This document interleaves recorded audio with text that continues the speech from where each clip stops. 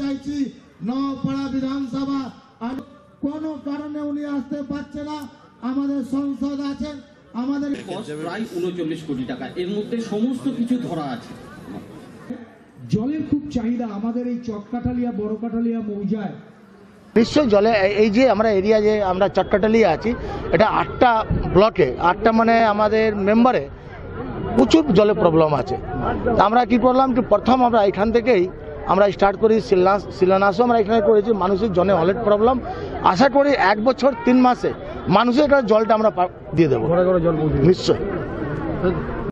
40 কোটি টাকা, 40 কোটি টাকার বাজেট।